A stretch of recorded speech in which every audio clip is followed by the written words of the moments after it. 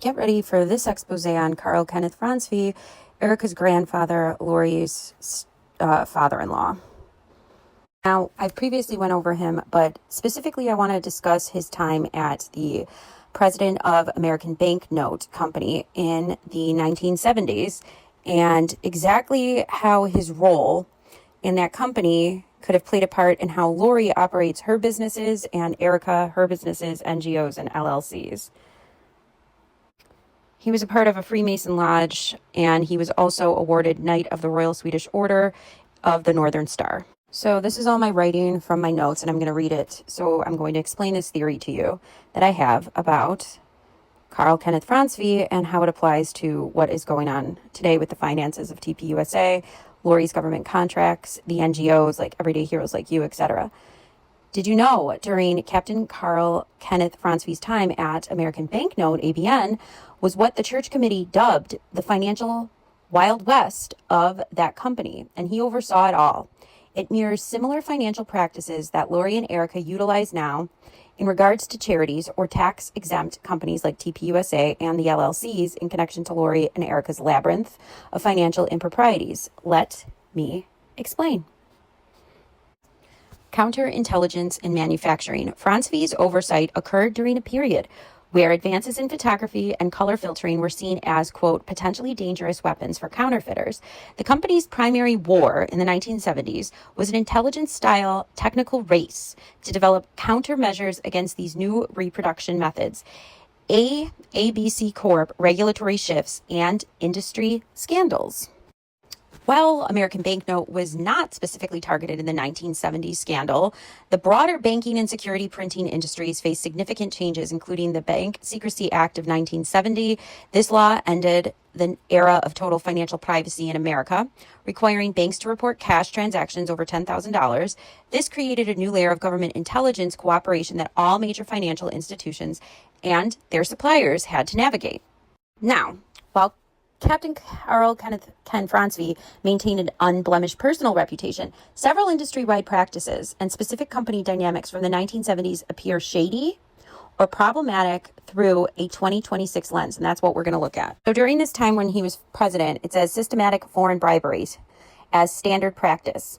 In the mid-1970s, SEC investigations and the church subcommittee hearings revealed that over 400 U.S. companies, including those in high-level manufacturing and security printing, had paid more than $300 million in bribes to foreign officials to secure contracts. The hindsight issue, looking back from 2026, the 1970s are viewed as the Wild West era where international bribery was considered a normal business expense before the Foreign Corrupt Practices Act, the FCPA, was passed in 1977. That was also due to the Church Committee hearings, which helped reveal a lot of this impropriety going on, and the American Banknote was central to much of this bribery and scandal. So company context. As vice president for a company that printed currency and bonds for numerous foreign governments, Francvi operated at the intersection of business and diplomacy, where these facilitating payments were most prevalent. Extreme secrecy and information monopoly. The American Banknote Company of the 1970s was famously aloof and guarded its information with extreme intensity. Plate monopoly. ABN maintained a policy that even sovereign nations could not own the original engraved plates for their own currency.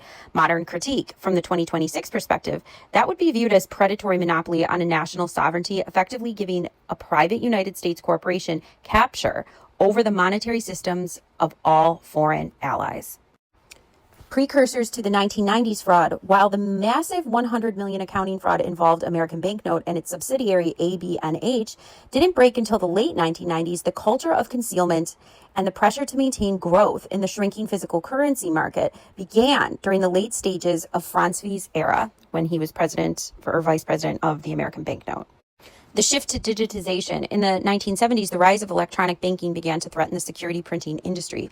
Shady tactics. Looking back, the company's aggressive pursuit of government contracts in developing nations, such as the Dominican Republic and Seychelles, I don't know how to pronounce that, often involve complex, opaque deals that prioritized maintaining manufacturing volume over financial transparency.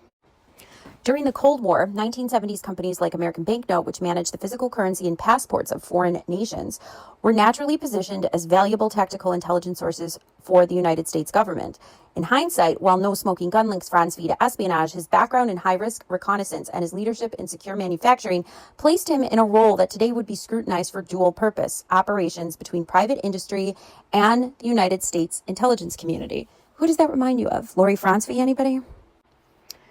Systematic falsification. The SEC found an almost universal characteristic of falsified corporate books and records used to hide these payments from auditors and shareholders. The catalyst, the Lockheed Martin. While many companies were involved, the Lockheed Corporation became the primary example of the shady era. High-level bribery. Lockheed admitted to paying $22 million in bribes to foreign officials, including the Prime Minister of Japan and Prince Bernhard of Netherlands, to favor their aircraft. This is all during his time as vice president. So the Lockheed model was the company use of third-party consultants to funnel cash became a blueprint that other major firms were discovered to be following. Kind of reminds you of somebody, doesn't it? Yeah. So during Captain Carl Ken Franz V's tenure as vice president of manufacturing at the American Banknote in the 1970s, the shady payments that defined the era were primarily foreign bribes and undisclosed commissions used to secure international contracts. While no specific public filing names Franz V in the scandal, the 1970s were the Wild West of international business, where the following types of payments were standard practice for companies like ABM that handled high security government documents. And this corrupt practice went on for so long, guys, that they actually had to come up with a whole new act to deal with this during his tenure. So grease or facilitating payments, commonly known as grease payments, these were small routine bribes paid to low-level foreign officials to perform their duties, such as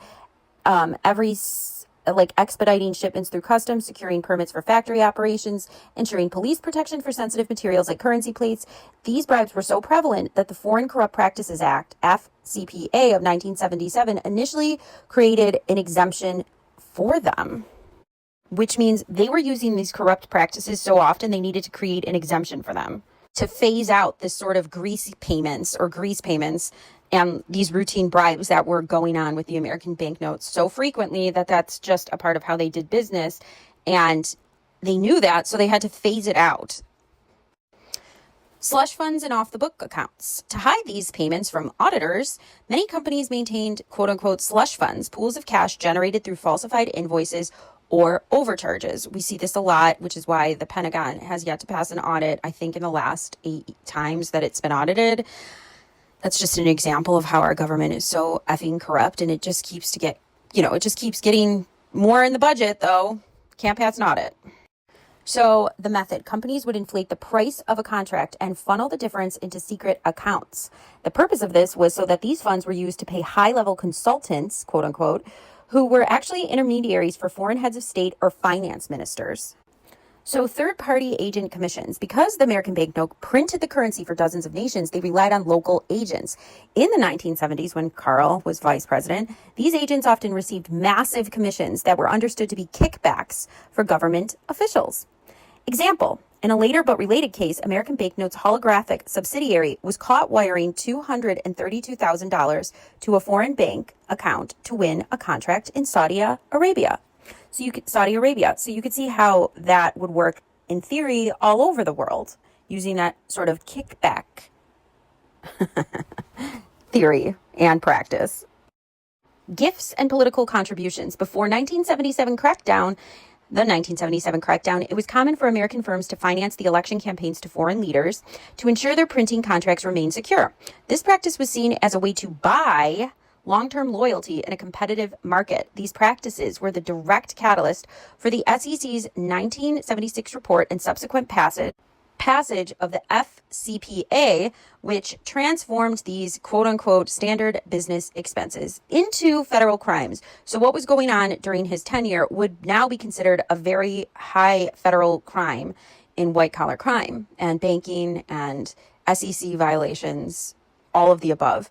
But because during his tenure, those practices were perfected and common and technically not a federal crime, they ran so rampant that they had to phase out this practice and they got exemptions at first. The Church Committee officially the Senate Committee to Study Governmental Operations with Respect to Intelligence Activities, and the related subcommittee on multinational corporations revealed a global network of corporate bribery and political interference in the 1970s. These investigations, chaired by Senator Frank Church, uncovered that major United States corporations, including Lockheed, Northrop, Gulf Oil, and United Brands, had paid hundreds of millions in bribes to foreign officials to secure contracts or influence local politics. All of this took place during his tenure. And like I said, the legacy of the investigations, the lax oversight revealed by these hearings, was a national embarrassment that led directly to the passage of the Foreign Corrupt Practices Act, the FCPA, in 1977. This landmark law made it a federal crime for United States companies to bribe foreign officials and establish the first global standards for corporate accounting and internal controls. Think about how bad you would have had to have been in order for something like that to pass after your tenure. So the Church Committee's interest in the Church Committee from 1975 to 76 focused primarily on the abuses by the CIA, FBI, and NSA, but its work directly impacted companies like the American banknote. Systemic bribery revelations. The committee's investigation into multinational corporations like Lockheed and Gulf Oil exposed that over 400 firms had paid millions in foreign bribes. This created the regulatory pressure that ended the Wild West era of Franzwe's early tenure. But while he didn't pay a personal price, there was a lot of changes. So corporate intelligence partnerships. The committee investigated how private firms, particularly those in telecommunications and secure manufacturing, cooperated with U.S. intelligence. While Franzwe is not a named witness in public reports, his company's role in managing foreign state secrets, currency, and ID would have been a significant strategic interest to the committee's study of cloaked diplomacy. We're going to get into how this ties into the Mike Benz theory and how currently this is being practiced with Lori and Erika. So stay tuned right now. So the hindsight shift. The Church Committee's findings led to the Foreign Corrupt Practices Act in 77, which retroactively framed the standard business practices of Franzwe's decade as illegal corruption. So it would be considered illegal now, how he ran that company under his tenure. It would be considered illegal corruption. In summary, while Franzwe was a decorated veteran and respected executive, he operated in an era where corporate secrecy and intelligent adjacent work were standard, a culture that the Church Committee eventually dismantled. I wish that were true, but it's shown how to operate now. It operates now and thrives, and this is how. Basically, Lori and Erika knew what they could shift the Wild West practices of the American banknote when Carl ran it in the 1970s and utilize that with NGOs and LLCs and government contracting with less oversight, and the acts the Church Committee helped pass in the 1970s. The Mike Benz theory of NGOs as fronts and LLCs and NGOs as slush funds for dark money funneling and foreign bribes or payment. So this is how they took that sort of theory and how they ran things for the American banknote in the 1970s when Carl was in charge, and how they took that and applied it to their own companies. So the Mike Benz theory of NGOs as fronts, LLCs and NGOs as fronts and black ops slush funds for dark money funneling and foreign bribes or payments applies to this logic, practiced and perfected in the 1970s by the American banknote when Carl Franzwe was vice president of the company. Mike Benz elaborates in his theory that argues that non-governmental organizations, NGOs, and government contractors function as a quote-unquote stem cell network for U.S. statecraft. His theory posits that these entities act as deniable fronts for intelligence and diplomatic operations, enabling the United States government to exert influence where official agencies cannot. So, NGOs as stem cells of statecraft. Benz describes NGOs as flexible tools that can transform into various functions, from humanitarian aid to political influence to suit the need of the national security state. Plausible deniability. NGOs can enter conflict zones and engage with local populations without the direct attribution that would accompany a State Department, the State Department, or CIA. So think of those charities, think of those LLCs, think of those companies, AZ Tech, E3 Tech, etc. So funding channels, they serve as unofficial channels for financial assistance, which Benz alleges can include money or bribes to create networks of assets that the government later contracts. Specific examples. Benz points to the National Endowment for Democracy, the NED, as a primary example, claiming it was created to carry out CIA-like operations without direct agency involvement, which means no oversight. Now, applying this theory to the disappearing, reappearing businesses and charities and random LLCs and startups by Lori and Erika since the 1990s, under Mike Benz's theory, a charity 501c3 or LLC can operate as a bad actor by functioning as a deniable extension of the state, performing tasks that would be unconstitutional or politically impossible for the government to do directly. Again, affront, the heartbeat for statecraft, plausible deniability. Asset seeding. NGOs can be used to pay bribes or build networks of local influence that intelligence agencies can later activate for strategic operations without a direct paper trail. Dark money loopholes. 501c4s pairing with charitable 501c3s often share staff and offices with a political 501c4, allowing undisclosed dark money to fund aggressive lobbying or narrative control while maintaining a tax-exempt, helpful public image. What does this remind you of? TPUSA, anybody? Or any of the NGOs that were running before and during Erika's marriage to Charlie. So, orphanages as strategic assets. Under the stem cell theory, orphanages in a foreign conflict zone or zones can be repurposed as strategic tools. Soft power influence. Orphanages allow NGOs to embed themselves in the most vulnerable segments of a foreign population, gaining the hearts and minds and seeding future assets in a way that looks purely humanitarian. Everyday heroes like you, the Romanian angels, anybody? Information laundering. These sites can serve as nodes for intelligence gathering under the cover of social services, where staff have unrestricted access to local families and leadership. Suppression of dissent. Ben argues that censorship industrial complex protects these bad actors' operations by labeling any criticism of an NGO facilitated trafficking as disinformation. We all remember how strident that denial was of any impropriety of those charities she was operating in Romania. So labeling it as disinformation, narrative control, by flagging reports of trafficking or NGO malfeasance as harmful content. And the state NGO nexus can silence whistleblowers and protect the funding streams that power the network. I mean, we know Epstein, like Candace said, was involved with Romania during that same time, and Otto Buscher, who went a military tribunal for his crimes of trafficking during that time. We know Otto Buscher from video evidence was working with Erika Kirk in a direct connection at the MK Air Base. We don't know the results of that investigation, but we do know he was disciplined to some degree. But again, it's very interesting how this theory really applies to what I believe we're looking at when we look at Lori and Erika's NGOs and LLCs and businesses. We also may be seeing how they possibly use this sort of theory and skimming and funneling with TPUSA when all of those people came into the organization, like Tyler Boyer, Andrew Colvett, Blake Neff, etc.